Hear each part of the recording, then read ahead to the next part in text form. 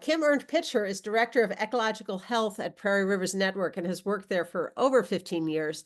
She leads the organization's biodiversity and pesticide programs.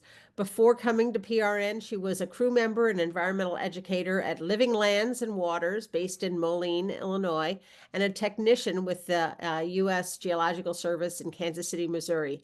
She spent most of her career working to promote and advocate for the protection of biodiversity and the integrity of natural systems. Kim received her master's in biology with a focus on exotoxicology from the University of Central Missouri, and was a National Science Foundation Fellow in Watershed Science and Technology at Southern Illinois University in Carbondale. I really appreciate your coming and doing this. Thank you so much for talking with us about herbicide drift. Thanks, everyone. It's great to be here. Have the opportunity today to talk about something that is very important to me personally, and that's the issue of herbicide drift. But before I get started, I wanted to talk a little bit about PRN.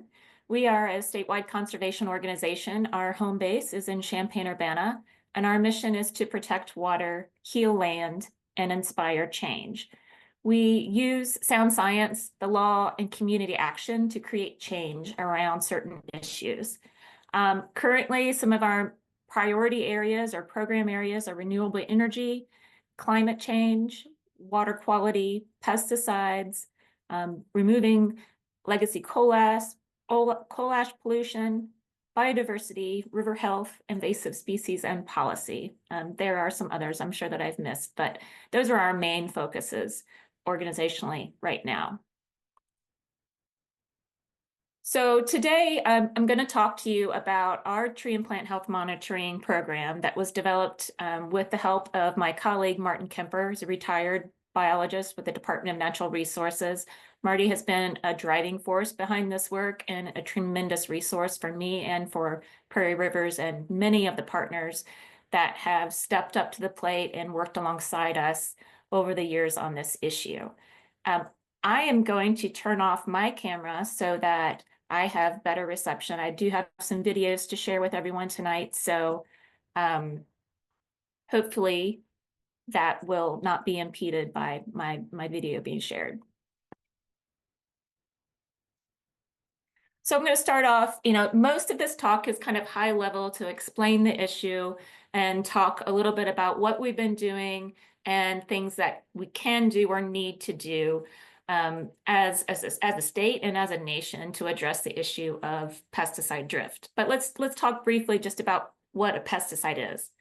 It's a general term that's tossed around quite a bit, and it's any substance or mixture of substances intended for preventing, destroying, repelling, or mitigating any kind of pest. Any substance or mixture of substances intended for use as a plant regulator, defoliant, meaning to have it lose its leaves, or a desiccant, to dry it up. So there's different types of pesticides. It's kind of this umbrella term. Fungicides target fungi, rodenticides target rodents, nematicides target nematodes, insecticides, loose term for different types of invertebrates and arthropods, and herbicides target plants. So what is drift? When we say drift, we're talking about the movement of a pesticide from its intended application area to an unintended area, specifically through the atmosphere or the air. And we use pesticides, obviously, for lots of reasons. They are really great tools if we use them appropriately and wisely.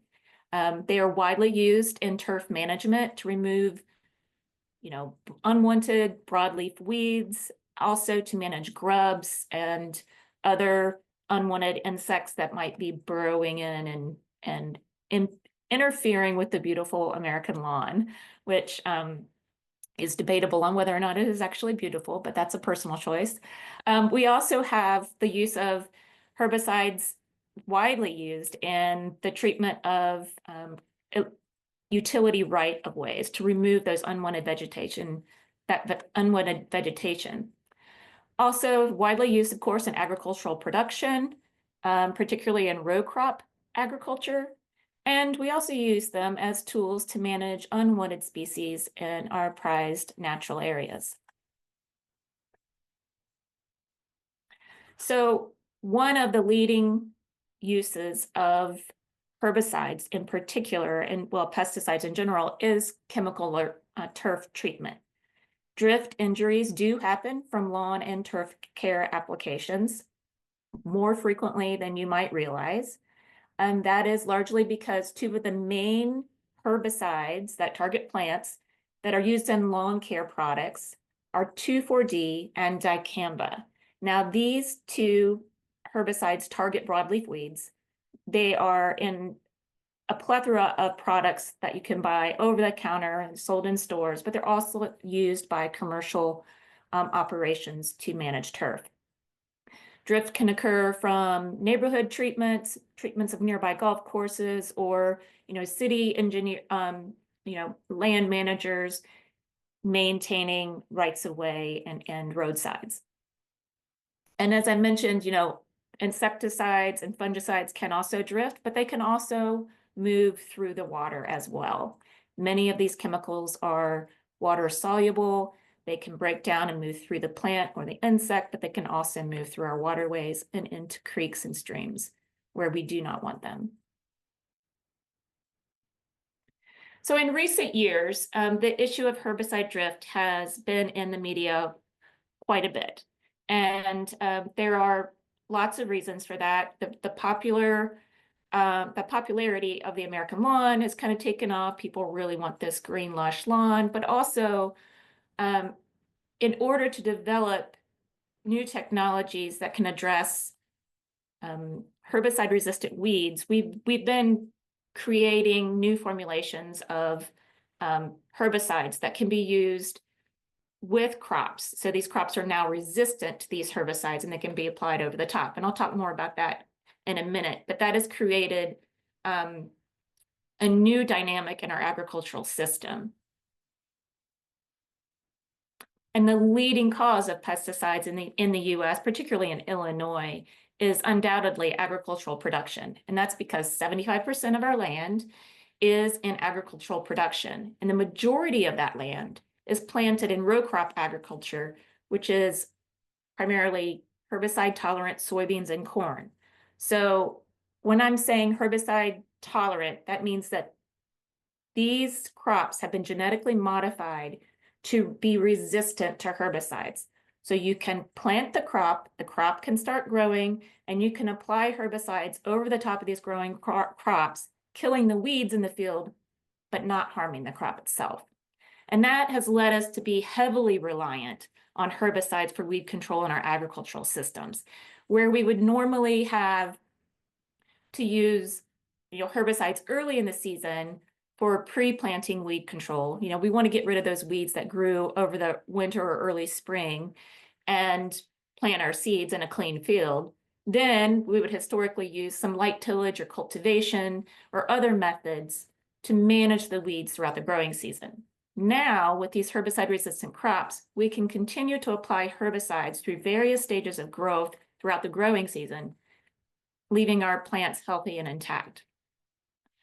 In addition to that, there's been a lot of other changes. We have fewer fence rows that border these fields. The fields themselves are bigger, and the equipment that is being used across the landscape is also bigger.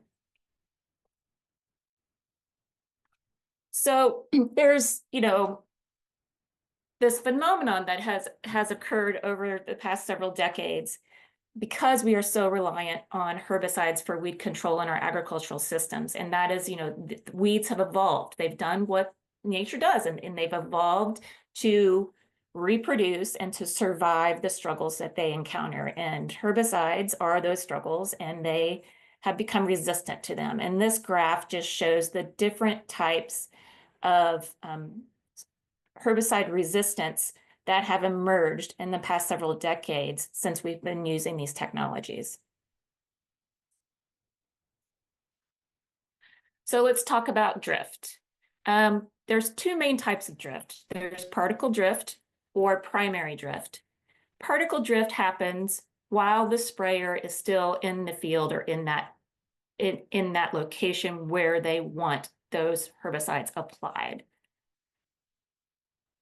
It can happen with a boom sprayer, like I just showed you, or it can happen from aerial spraying, like here with this crop duster. And you can see those particles in this photo. They are lingering in the air, and you can see that some of them appear to be moving off into the distance.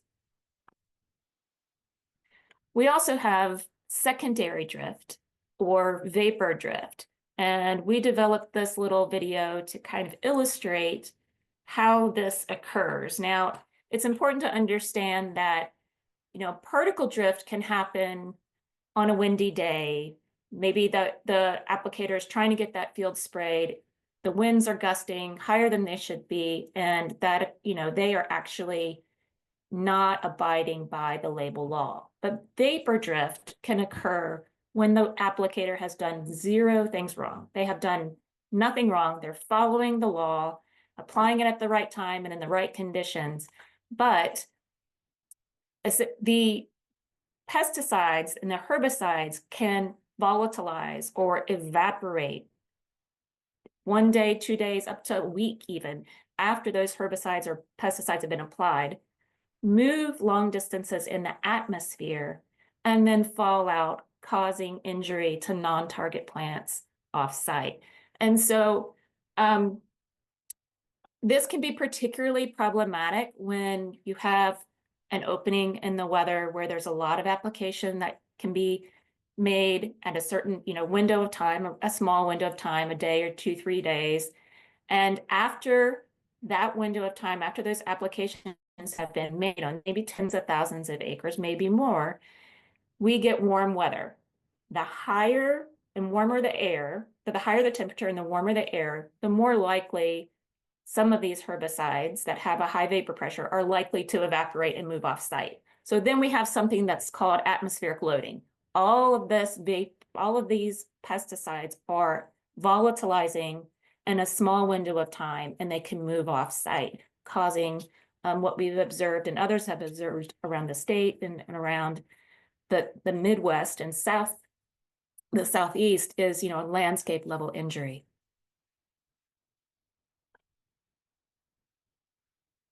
So we're going to get into some symptoms here and talk about, what you can look for and keep an eye out for in terms of, herbicide exposure and possibly looking at symptoms in your area in the coming months. But I want you to think about a couple of things, first of all. We've really changed the landscape in Illinois. This is a photo of the white oak. These leaves are clearly curled and cupped. They're deformed. These are classic symptoms of growth regulator herbicides, like that 2,4-D and dicamba that's widely used in lawn care, as well as in agriculture. And of course, we have our monarch butterfly resting on this injured white oak tree. So we've lost approximately 99.9% of our original prairie in the state, 90% of our wetlands, and 89% of our forested lands. And this is a massive decrease in ecological diversity on our landscape. And I think it really underscores the importance of protecting the diversity in these precious ecosystems that remain. My colleague, Robert, took this video, and I think that it is just excellent at conveying, kind of the situation that we are in many areas of this state. So here we have this egret. It's in this ditch that may or may not have been a stream, like an actual sinuous stream at one time, or it could just have been a created ditch. But that's where it is. That's where it is existing in this sea of corn and soybeans. So we've taken an extremely diverse landscape, the prairie, and condensed it really to just a couple species. So when we're looking and talking about these impacts of drift, what do we know? Well, we know from the literature that exposed plants, particularly to the growth regulators, those 2,4-D and dicamba herbicides, produce fewer flowers, and that those flowers are visited less frequently by pollinators. We also know that those plants can contain lower nutritional content. And research has shown us that caterpillars that consume contaminated vegetation have a lower biomass. So all of this can lead to potential disruptions in plant pollinator networks. And we also know that these exposures can reduce fruit and nut production. We've seen that down in Southern Illinois with the orchards. Many of the orchards had smaller fruits, apples, peaches, berries, etc. But we also see it in natural areas. Many of these areas that we monitor and visit year after year have shown reduced or completely stopped producing acorns. So the seed production in these trees is also an issue. And down here in the lower right, you see this chickadee, and it has a caterpillar in its mouth.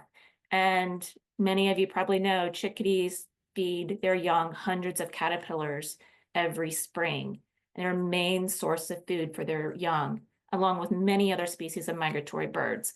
So if those caterpillars, or even a portion of those caterpillars, are smaller in size, that means that those birds have to work harder and search longer for food resources for their young. And that can have some serious ecosystem consequences. And finally, before we get into the symptoms, we know this isn't happening in a vacuum. These injuries that we're going to look at are additive to habitat loss, invasive species, diseases, pathogens, fire suppression, and extreme weather events that are becoming very common.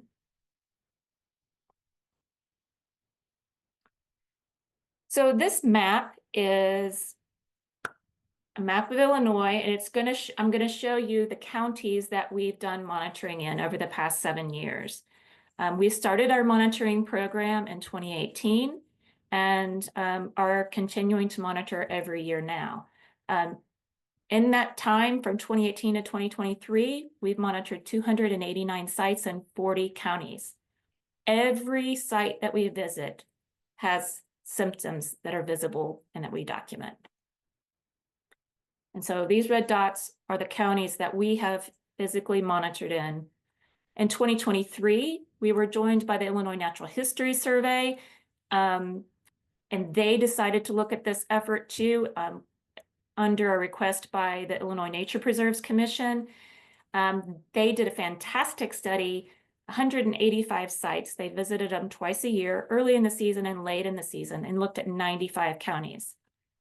And when we combine those sites and overlap them with where we've looked, and there's overlap between the survey's sites and PRN sites, but you can see we've monitored and documented symptoms in much of the state.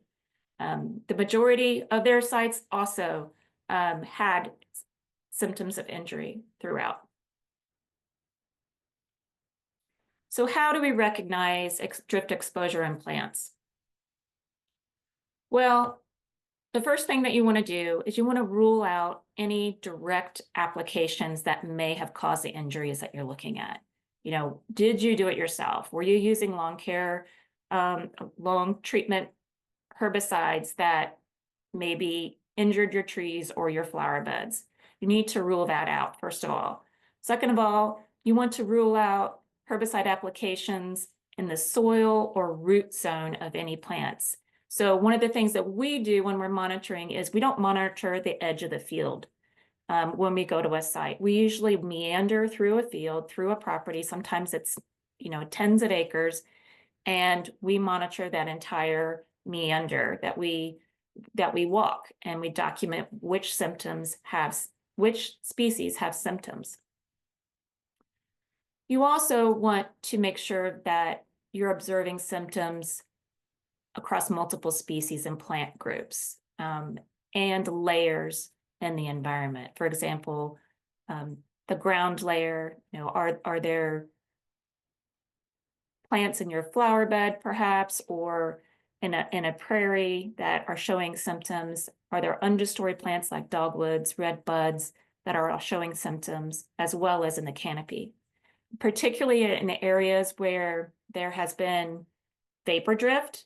You will want to be sure to look at the canopy because symptoms will be visible in those canopies. You will see distorted and misshapen leaves. Most common symptoms that we're going to talk about and see are leaves that are curled and cupped, leaves that are disoriented. They may be sideways, they may be turned upside down, they may droop and hang down. They have irregular margins. Maybe those margins are wavy, maybe they're pointed, maybe they're scalloped. They could be just generally deformed or stunted. They haven't completed growing. And they're chlorotic, or they're starting to yellow. So here's a couple examples. This is Ellison Creek Sand Prairie Nature Preserve. This is a blackjack oak. These leaves, if you look down in the lower right, you can see they're curled and tightly curled and cupped, and they're stunted. Some of the leaves on this tree are also larger, but they're also showing some injury. And that's not uncommon when we look at trees that might be exposed to growth regulators. These growth regulator herbicides are going to target the growing parts of these plants. And so those younger leaves are often going to show injury if that exposure occurred during their growth stage. Here we have a northern pin oak. Again, you can really clearly see that there's twisting and disorientation in these leaves. And that's important because, they're not, properly orienting themselves to the sun so that they can make food and photosynthesize. They're also showing some cupping and just general deformation, that the lobing on these leaves is a little off. Here, Chicagoland in the schoolyard, we think, I was talking to Marty about this earlier today, we think this is a sawtooth oak. These margins are very irregular. There's cupping, there's definitely drooping in these leaves. It could possibly be a chinkapin, but either way, classic symptoms of exposure. Here in Elgin, we have hackberry with cupped, twisted, and disoriented, leaves. Again, they're twisting at that petiole. Sometimes we call that epinasty, but they're not oriented to the sky the way that they should be, and they're clearly cupping. And I actually think there's a little bit of yellowing or chlorosis going on in this tree as well. Here we have a white oak in Lake County. Oaks, of course, are a keystone species. They're extremely important for Lepidopterus as a host plant, and hundreds of species of Lepidoptera, moths and butterflies, utilize oaks for their reproduction and as host plants. So these leaves are drooping and they're cupped. Here we have a Lake County box elder. Box elder is one of those trees that, it's in the maple family. It's extremely sensitive to herbicide exposure, and it has obvious yellowing. These leaves are twisting, they're deformed, and they have irregular margins. And see, in this case, the irregular margins are not only wavy, but that end point is exaggerated in these leaves. I put just about anywhere here. This is redbud, very common tree throughout the state. It is very rare that any of us that do this monitoring see normal looking redbud trees anymore. They are the canary in the coal mine. They're very sensitive. Sometimes they'll cup up, sometimes the leaves will cup down, sometimes they'll do both on one tree. Redbud is really interesting because the younger leaves, you can kind of use them to gauge how many exposures roughly, or when exposures happened, because the larger fully developed, if a leaf is able to fully develop, it won't show symptoms quite as severe. But those younger leaves, because it keeps putting leaves out as it grows through the summer, will show that exposure more dramatically. And sometimes you can tell if you had more than one exposure on a tree just by kind of observing the look of the leaves. It's not just trees, it's certainly herbaceous plants too. On the left, we have compass plant, clearly deformed and distorted. And we have garden phlox here on the right, severely curled, popped, and deformed leaves. Vegetable plants in people's backyards, green beans, you can see puckering on these leaves and cupping. Tomatoes, extremely sensitive also. A good indicator, they happen to twist at the stem and at the leaf, and these leaves are often smaller in size when they've been exposed. Now, I tell this story of this tree a lot. This is the state champion post oak. It's in Washington County, Illinois. It's much further south than you guys are, but it is a tree that we've been watching very closely for many years. And I think it gives us some really great information. We also take leaf samples from trees at many of the sites that we monitor and have them analyzed for residues of herbicides by a lab in South Dakota. The tests themselves are extremely expensive, but they help us understand what classes of herbicides might be causing the symptoms that we're observing. So the state champion post oak is here circled in red. It's on a 10-acre pasture. It's located approximately 800 feet from cropland. And over the past several years, we've documented symptoms in this tree and 18 different plant species year after year, starting in 2018. This is a picture of this amazing creature. The 5 of us that do a lot of this monitoring for Prairie Rivers Network are standing underneath it. It's got a beautiful spread. This was taken 2018, 2019. Here's some photos from our monitoring year after year. 2017, these leaves are twisted, they're stunted. 2018, very stunted, twisted, deformed. 2019, 2020, again, twisted, deformed. 2021, 2022 was a rough year for this tree. Pretty extreme injury. 2023, more of the same. Distortion. These leaves aren't oriented the same way. I can tell you, having touched these leaves in this tree year after year, they're thicker, they're tough. It would be very hard for a caterpillar to consume them. 2024, again, last year. And just to remind you, this is what a healthy post oak leaf should look like. It's bright green, it's flat, it is supple and oriented towards the sun. So from 2019 to 2024, we took multiple tissue samples from this tree throughout each growing season. 6 years, 20 samples in total. We determined or estimated that there's approximately 18 different exposures in that 6-year period that this tree has experienced.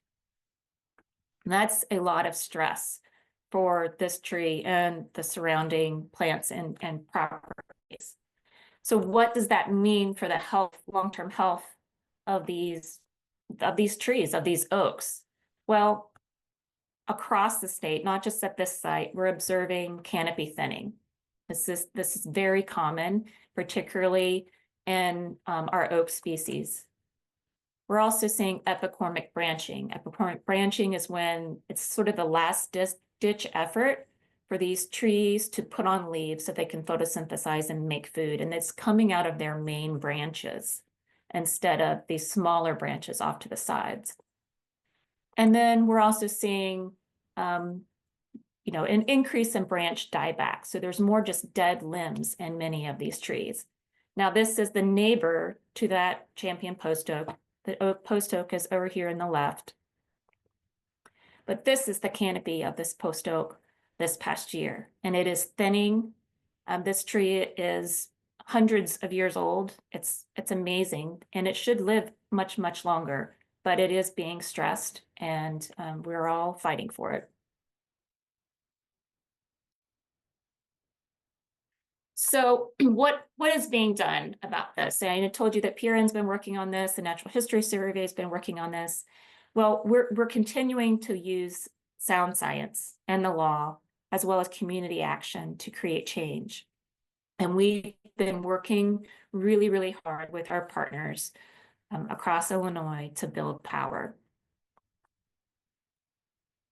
Over the past several years, we've written several reports to amplify this issue and bring it to the forefront. We started in 2020 with Drifting Toward Disaster, when the dicamba-resistant soybeans and cotton came out in the landscape, and there was a tremendous amount of landscape level injury across the Midwest and South. We partnered with the Xerces Society for Invertebrate Conservation and the National Wildlife Federation for that report. We've done others for the Department of Natural Resources, as well as with our own monitoring over the years. Our most recent one is Hidden in Plain Sight. You can find it on our website. Thanks to one of our Save Our Trees members for that title, Hidden in Plain Sight, Patsy, came up with that title, and it really, I think, exemplifies and explains, that this is an issue that really and truly is hidden in plain sight. If you don't know what you're looking at, you're not going to realize that there's injury. And that's why we give these talks, to make people realize what healthy leaves look like and what injured leaves look like, because it truly is right in front of us.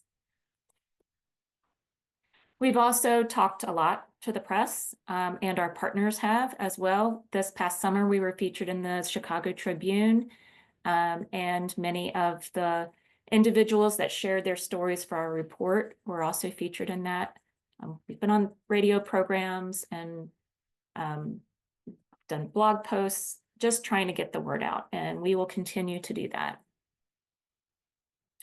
We've also been giving educational tours. One of the most valuable things that we can do with our partners is take legislators, take community leaders, mayors, parks departments to locations to see these injuries on a variety of species and talk about it and have discussion. It's invaluable. At the past couple years, we've also started the Save Our Trees Coalition, and this is a group of folks that comes together. Any of you are welcome to join. I encourage you to join if you care about this issue. But these are people that have been dealing with this. They've been watching this injury happen year after year to their own property or to the places that they love to recreate and to enjoy. And it becomes a personal issue for them. And we've come together to build power, share stories, commiserate sometimes, but also talk about solutions and work together. Sharing stories is critical to making this be something that is understood and that people care about. And I'm going to share with you a short video that has the voices of some of our coalition members that have offered to share their stories. People that experience drift, they don't have to be on camera. We can use your voice, we can use illustrations, we can use it in writing, but there's lots of ways to convey how this issue has impacted you. I look out my top window and I used to see green canopy and luxurious growth and nature. Now I see dead branches. In general, the trees are getting less healthy every year. We're losing more and more. That's sad. It's sad to walk through the woods. It's not just me who's breathing this. It's all the children who come out here to school. It's my own children. I love vegetables and I love to eat. I just wanted to grow my own food. I still send a complaint every year that, yep, I'm still seeing this issue and I'm still out here. It makes me feel like I can't live here. I'm the 5th generation here and I love living here, but it makes me feel like I'm negligent parent for exposing my children to the fields around us. You can't feel good about seeing something that you spent your whole life protect, dying in front of your eyes and not being able to do anything about it. Makes me feel violated. It's terrible. I don't want to live like this. I just don't know what the solution's going to be. I would hope that somebody will finally say, yep, it's chemical damage and we're going to end it. You know, it's going to stop. So we have created several videos with the help of Robert, my colleague, over the years, and the voices and stories of many people across the state. And it's a great way to share this issue.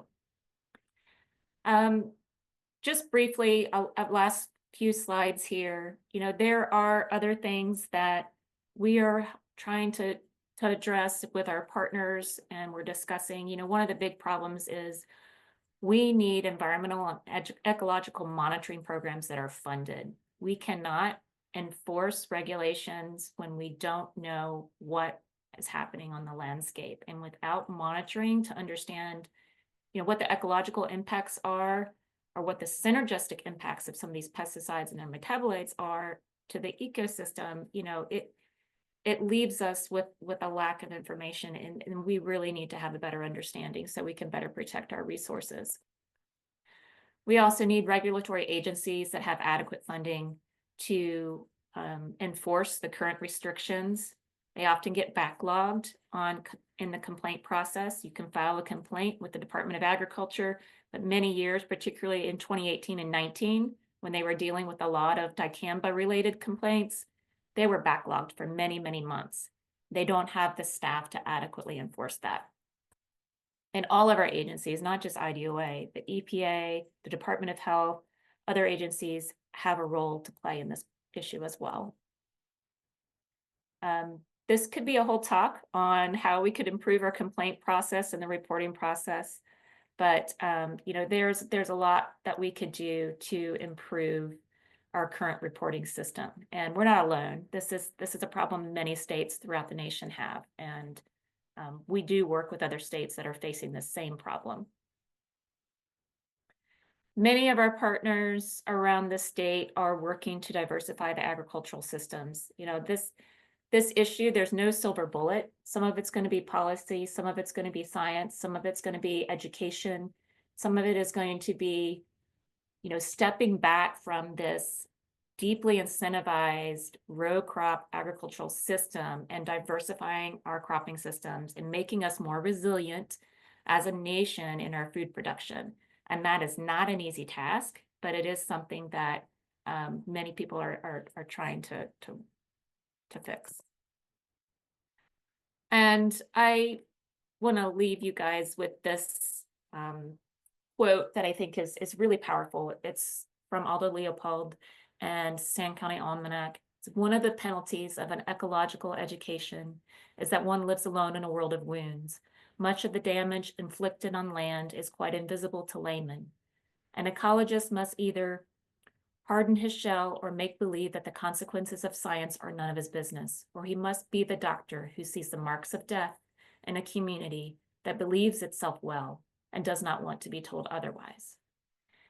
And I think that is quite appropriate for many of the issues that we as conservationists work on, but particularly for the issue of herbicide drift. It is a politically charged issue. It is not, there's no easy button for it, but it is something that we can fix. And I feel that, you know, the more people that understand the issue, the more power we will have in doing that.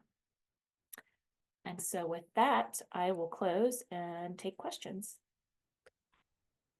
Thank you so much, Kim. We really appreciate your talking with us. And there have been a bunch of people talking in the chat, so I do want to go through their questions, if that's okay.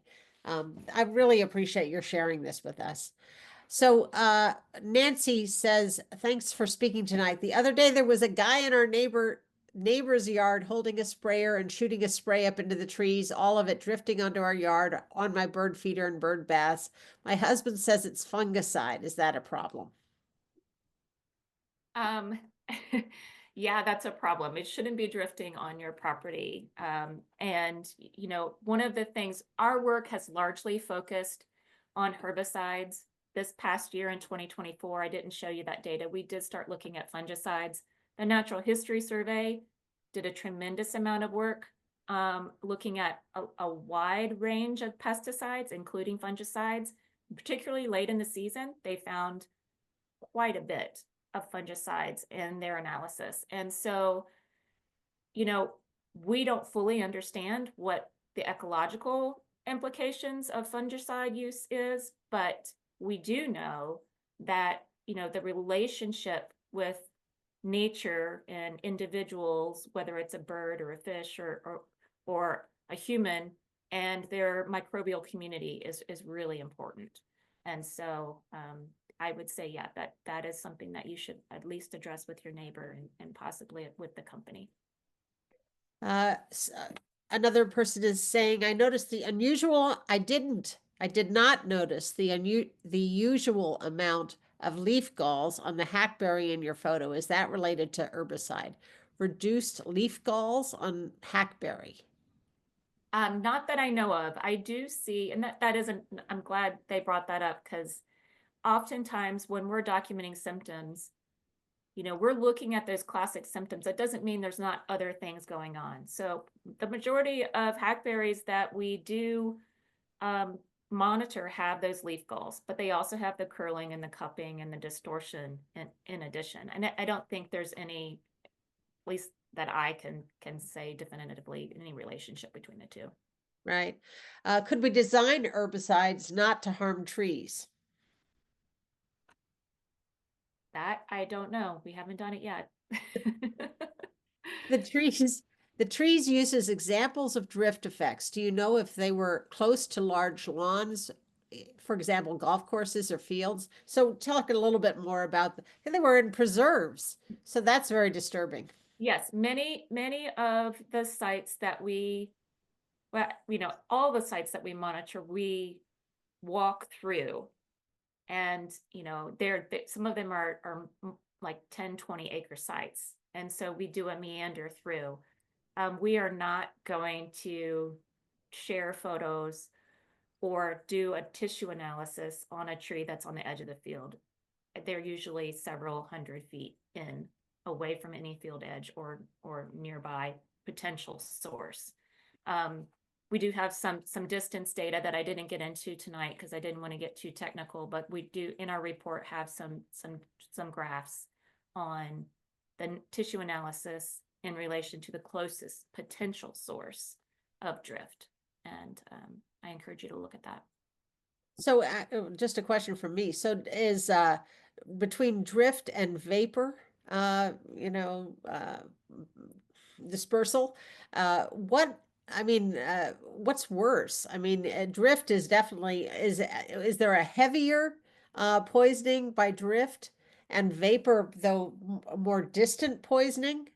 So that, Yeah, I mean, I think it really is just the rate of exposure.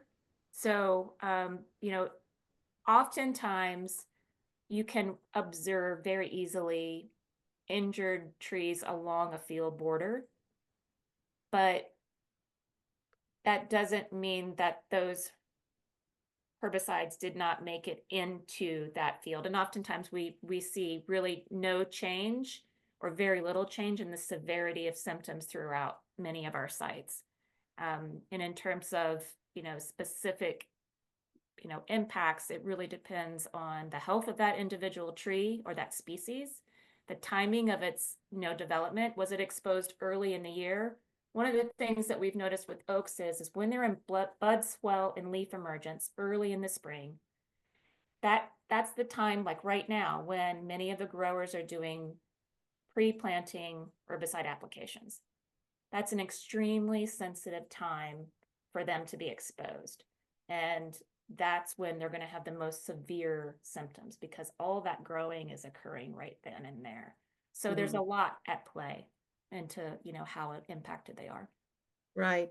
What is known about drift effects that aren't observable? That is a great question. And we try, those of us that give talks on this, and I'm not even sure if I did it today or not, but we try to say these are visible symptoms. Many of these herbicides and pesticides are systemic, meaning they can go through the roots, the cambium, the leaves, the pollen, they're in all parts of these plants. And we don't know what the impacts are necessarily to growth, to root development, to all of these other things, to nutrient transport. It's a lot of unknowns. Right. One person, actually Maggie, responded, but I've long appreciated the work of Prairie Rivers Network, and thank you, Kim, for this detailed and depressing look at the drift problem. A huge amount of work has gone into this. We need change in both the urban and rural ag areas. I just wanted to let you know this comment in support. In the Corn Belt, I'd sub the Three Sisters instead of agroforestry. This is a separate comment. Yeah, so and then somebody else, let me look down here. Oops, sorry, I have to go down more. How much concern might there be regarding drift from small scale spraying, backpack spraying of small patches of invasive plants? Yeah, that's another great question. Certainly drift can occur if you're not careful or if you're applying when it's windy and breezy. The concern is generally lower because you are using less and it's more targeted. We have seen injury from, invasive species management. But I would say, oftentimes these land managers and private landowners that are doing targeted control are trying to remove specific species, and they don't want that overspray. So it can happen, but it's less likely if you're doing your job right. Right. Will soil testing show pesticide levels? So the Natural History Survey did a little bit of soil testing, and I can't quite remember their results, but I don't seem to think that they found a lot in soil sampling. You know that you can apply herbicides through and pesticides through soil drenches in general, Right. so insecticides and herbicides. So that certainly would be a way, but as in terms of aerial and foliar application, I'm not sure how much it's been detected. We have never looked. Right. Okay. Since some of these are systemic, I assume they could also then damage feeding insects and up the food chain. So is potentially birds as well as insects. Correct. Yeah.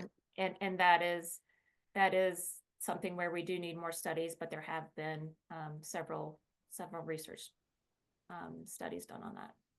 Well, is it all right to ask you a little bit about the reception you've had? I mean, it can't be that this farmer wants to kill this post oak. That just, I do not believe that is not, is that what, that cannot be what's going on, right? What's No. happening? Yeah. Yeah, no, and I think, part of it is we have tried to simplify a very complicated system, right? We're doing this fix with herbicides to address weeds, and we're using chemistry that doesn't stay put. If you're using a chemical that isn't going to stay put, and there's many, atrazine, 2,4-D, dicamba, there's a list of pesticides that have high vapor pressures and are known to move off target, and that in itself is a problem. And I think that there is a layer here that is, grower and applicator education, but it's also that we have a deeply incentivized system that they don't have. There's not a lot of other options for them if they're going to farm this way. They can farm other ways, but we also have this lack of support in our agricultural system for diversified farming at this point. Right. It's a very simplified answer. That's a really tough question to answer, Leslie, in a few minutes. I know. I know, I know. And what about the legislators who've seen this? Has there been any receptivity to trying to, I mean, I guess part of it is trying to help farmers transition their farming, at least in certain respects, if not in all, you know. Yeah, I think, the reception from legislators has been mixed. Certainly, there are legislators that know we have to protect our natural areas. We're investing a tremendous amount of resources and money and time in protecting these natural areas. And if we're hurting them with drifting pesticides, that is just bad and it's wrong. We also know that, we need to protect our communities and our children from drift. So there are inroads here and to making some progress legislatively, and we're just currently navigating all of that. It's Right. very complicated. Yeah. Are there herbicides that don't drift as easily? Like, are there herbicides that they could use that have less drift, or I guess don't know, maybe it's drift that is, vapor might still be a problem, I guess, because if it gets hot, it would still be a problem. Well, if they are not prone to volatilization or vapor drift, then you won't have that problem. And if you're not out there applying, on a really windy day, then you're going to reduce the likelihood of off-target injury also. Mm-hmm. Yeah. Are there other countries that are trying to address this? I have mainly focused on the United States. I know Yeah. that, Europe has done quite a few studies looking at long-range transport of pesticides and have found that, they are moving miles and miles and miles, even to the tops of mountains and, national parks. So it is a concern globally, I think, but I think here in Illinois, we're further ahead than most other states in the country in terms of understanding this issue. Yeah. And someone's asking about, are there recommendations about not eating vegetables that have been injured by herbicides, such as from a lawn application? I do know that my poor CSA farmer was worried he was losing his organic certification because he got stuck by drift, Yeah. So, organic growers can lose certification if they're impacted by drift. Also, many growers that don't use pesticides can, lose, revenue from a loss of their product. There are recommendations for it. That's a complicated thing. Most people do not recommend that you eat your vegetables if they've been drifted on.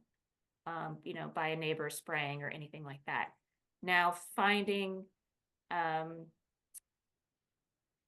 consistent information on that can be challenging, but most people recommend that you do not. Yeah. Because we don't know the rate of exposure. Testing it is super expensive. We don't necessarily know what they were, drifted on them. So Right.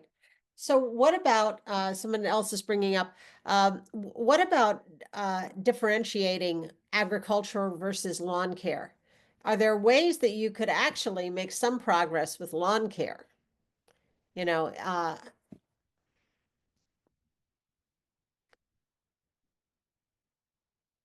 Oh, we lost you. You're, I'm you got muted, muted. sorry. Sorry.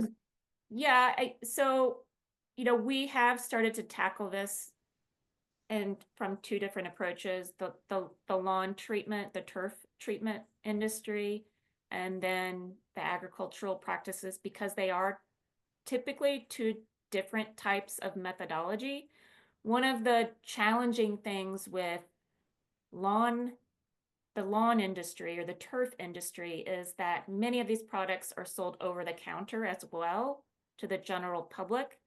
And, I myself and my colleagues are kind of wading into this whole policy arena without a lot of, deep experience in making policy and legislation. And there's not a lot of examples around the country of where people have successfully done this. So we're kind of in uncharted territories. But I do believe that approaching it from a turf industry and an agricultural industry, because of the scale and the type of applications that are occurring, makes a lot of sense. And that's kind of the route we're going.